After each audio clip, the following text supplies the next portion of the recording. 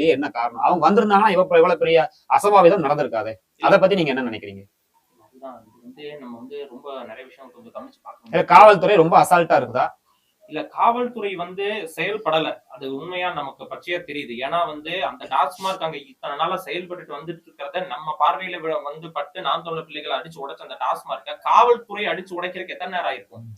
அப்ப இந்த கேள்வி எழுது. அந்த ராத்திரி நேரத்துல ரோந்து பணியில காவல்துறைகள் அவங்க ஈடுபட்டிருக்கணும். இனி நான் என்னுடைய பார்வை நான் எப்படி வைக்கிறேன் அப்படின்னா, இவ்வளவு பெரிய ஒரு மாநகராட்சி, முக்கியமான நகர், கோயம்புத்தூரோட முக்கியமான இடமான கோயம்புத்தூர் ஏர்போர்ட் ரொம்ப பாதுகாப்பற்ற சூழ்நிலையில தான் இந்த பகுதி இருக்கு. ஏன்னா அந்த காவல்துறை அதிகாரிகள் பதிவு செஞ்சதும் தாண்டி நம்மளும் இந்த பகுதியில தான் இருக்கோங்கிறதுனால தெரியும். அந்த பகுதியில இதுக்கு முன்னாடி வெறும் 2 மாசத்துக்கு முன்னாடி வழிப்பறி சம்பவம் நடந்தது. 1 வருஷத்துக்கு முன்னாடி இதே மாதிரி பாலியல் அத்துமீறல் செயல் ஒன்று நடந்திருக்கு.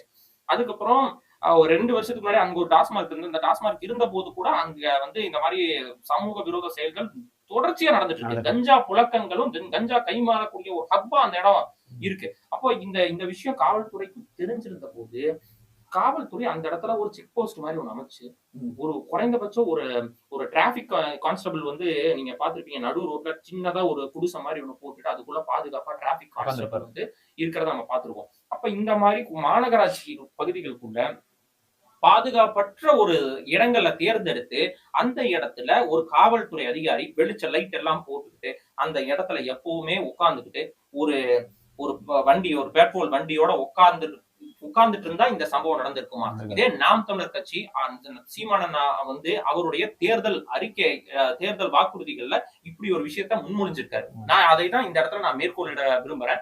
அப்போ இந்த மாதிரி பாதுகாப்பற்ற சூழல்களையும் ஒரு சில முக்கியமான இடங்கள்லயும் நாம் தமிழர் கட்சியுடைய வாக்குறுதிகள்ல என்ன வருது அப்படின்னா, இந்த மாதிரியான இடங்கள்ல ஒரு சின்ன ஒரு செக் போஸ்டா வச்சு ஒரே ஒரு காவல்துறை கண்காணிப்பாங்க.